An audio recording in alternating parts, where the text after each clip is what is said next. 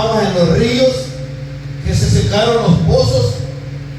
Esa gente, hermano, no pudo cultivar, no tenía nada que hacer, y eso lo vamos a ver adelante, como lo leímos, que Dios, cuando estaba en el arroyo, Elías le dijo que ahí se mantuviese, pero a consecuencia de la sequía, se secó el arroyo. Quiere decir que no fue el único que se secó, ¿verdad? Entonces, cuando se secó el arroyo, le dijo Dios: vete a la ciudad, porque allí yo le he ordenado a una viuda para que te dé de comer y te dé de beber. Mira cómo trabaja Dios. Elías va conforme a la palabra, pero la viuda estaba peor que Elías. Estaba bien fregada, como decimos los salvadoreños. ¿Sí o no? Estaba arruinada. Estaban recogiendo los leños para cocinar el último poquito de ¿qué? De harina. Gracias. Porque se le había escaseado la harina. Pero la palabra de Dios dice que Dios cuida a las viudas que son temerosas de Él. Dios se encarga de ellas, y es cierto. Pero ¿por qué estaba en esa gran aflicción la viuda si Dios ha prometido de que Él va a estar con las viudas y que no les va a pasar nada? Es que nosotros malinterpretamos las escrituras, que porque Dios dice que me va a bendecir, nunca vaya a tener escasez. Es mentira. Yo veo más la mano de Dios en medio de la escasez que de la abundancia. Pero cuando hay abundancia, igual le doy gracias, porque yo, eres tú que me ha traído esta abundancia. ¿Y qué pasa? La viuda estaba arruinada. Un poquito de harina para comerse el último bocado, y luego dice: tirarnos a morir. Esto me da a entender a mí que ya muchos habían muerto porque no tenían que comer. Me da a entender a mí que a lo mejor entre ellos mismos mataban a sus criaturas para comérselas y sobrevivir, porque el hambre, cuando verdaderamente te aprieta y no tienes que comer, tienes que buscar qué para poder sobrevivir. Como los sobrevivientes de los Andes. ¿Ustedes han escuchado esa historia? ¿Qué pasó con esa historia? Dice que el avión cayó allá, y cuando cayó, hermano, les empezó a faltar la comida. Tuvieron que comerse a los que murieron para poder mantenerse con vida. Es una historia real. Hasta una película hay, se llama Los sobrevivientes de los Andes. Esa gente pasó un tiempo difícil. Tanto el frío como el hambre estaban presentes sobre sus vidas. Lo mismo estaba Samaria. Ya no había alimento, ya no había que comer. Estaban en una gran pobreza. Samaria, el rey y todo estaban completamente arruinados. Eso pasa, hermano, cuando se le abren las puertas a la desobediencia. Y cuando hay desobediencia, hermano, el Espíritu de Dios no se manifiesta en esa vida hasta que corrija su caminar. Es que Dios no es Dios de doblez. Si tú y yo nos limpiamos para el Señor y nos consagramos, Dios va manifestando su poder de gloria en gloria, dice su palabra acá, que el día es perfecto. Usted se ha dado cuenta cuando el sol va apenas saliendo de allá del este, cómo se va viendo que va la luz aumentando hasta que está en su, ahorita está en su gloria. Todo está bien brilloso, pero cuando va bajando va perdiendo esa fortaleza, esa brillez, ¿verdad?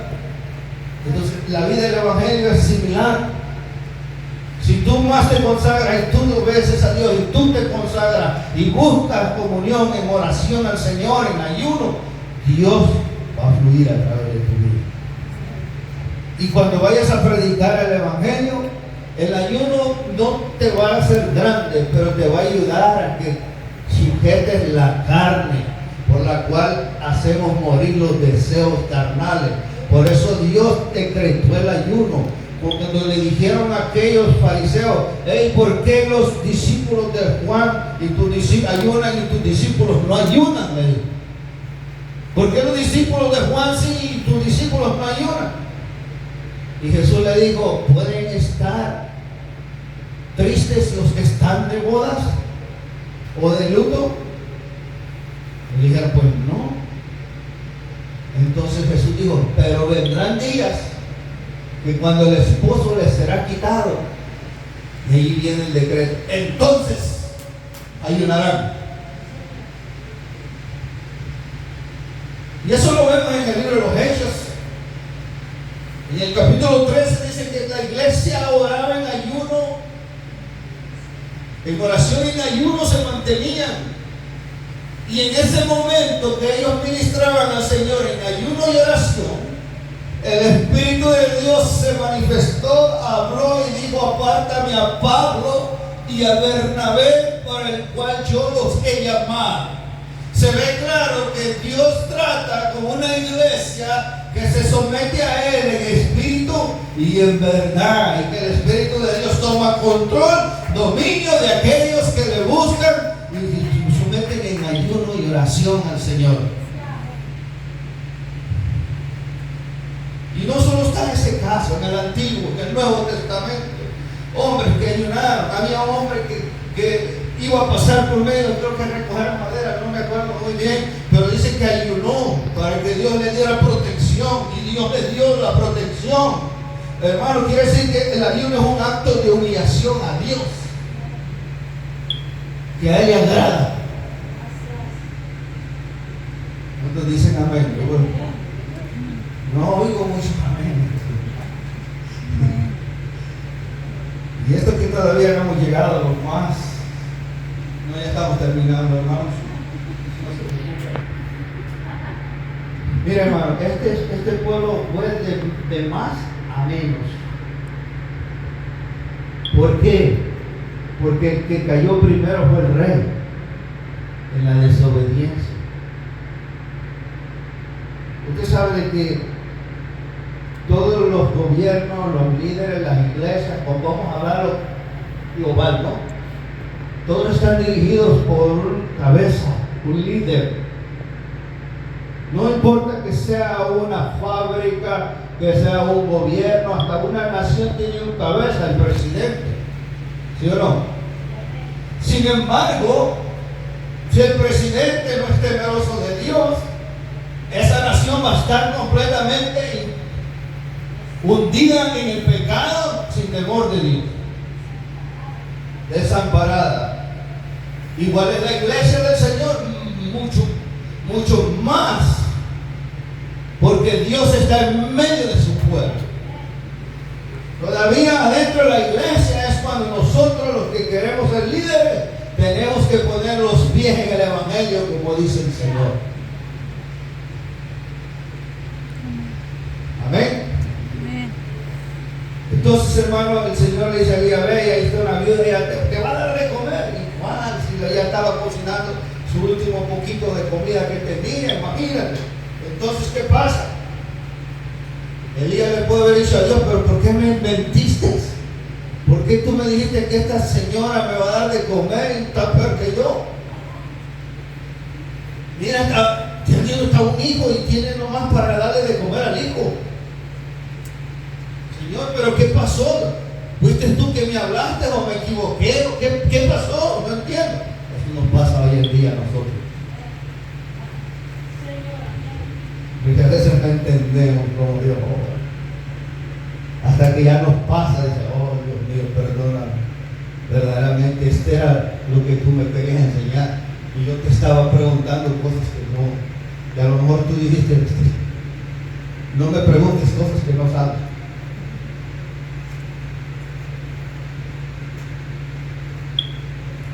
Entonces Elías se dio cuenta que Dios lo había enviado ahí para sostener a la viuda. No iba a ser que la viuda lo iba a sostener a él, sino que Dios iba a sostener a la viuda a través de Elías.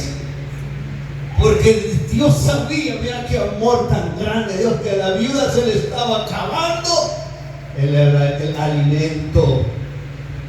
Hizo que se secara el arroyo, sacó del arroyo a Elías, ya no le mandó los cuervos para que él pudiera salir donde estaba la viuda. Una mujer temerosa de Dios. Te das cuenta que Dios cumple su palabra. Sin embargo, la viuda no estaba pasando buen tiempo. Se estaba comiendo el último poquito de alimento y no creas que comía en abundancia. Me imagino que se tuvo que limitar para poder llegar hasta donde llegó. Estaban flacos. Mira nosotros bien gorditos, ¿verdad? Porque estamos que nos abunda la comida por donde quiera que vayamos. Alaba, dijo el puertorriqueño. ¿Y qué pasa? Dios sabía que esa viuda necesitaba la intervención divina de lo alto. Y Él sabe que tú necesitas la intervención divina de lo alto. Esta iglesia, hermano, va a crecer. Y va a crecer, hermano, conforme ellos empiecen a meterse con el Señor. Y Dios va a traer visitaciones grandes. Hermana, Dios te va a dar eso, predicadores, todo. Créelo. Porque el que trabaja para el Señor, Él no se queda con nada.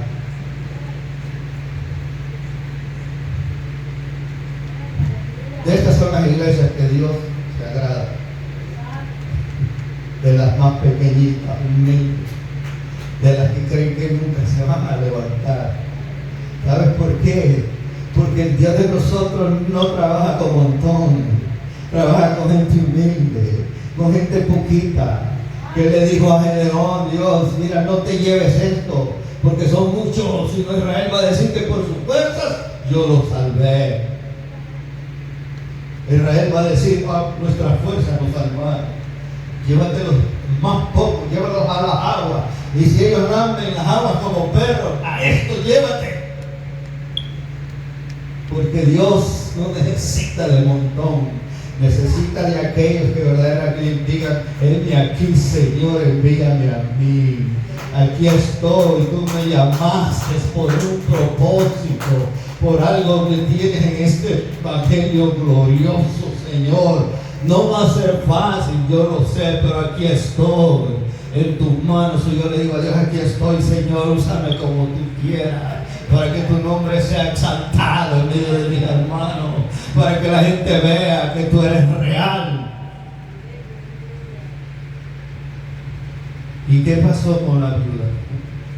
Sí, le dijo Elías: ¿cómo te voy a dar yo si apenas estoy cocinando lo poquito de harina que me queda, para después comerlo, ya esperar a morirnos, porque ya no hay esperanza, ya no hay alimento? Donde quiera que hayamos ido ya no hay, todo está seco, todo está árido, no hay nada. Mira lo que pasa cuando hay desobediencia. Sin embargo, Elías y esta viuda estaban bien con el Señor, pero no dejaron de sentir los estragos del pecado. Cuando están oyendo, hermano. ¿Y qué pasa?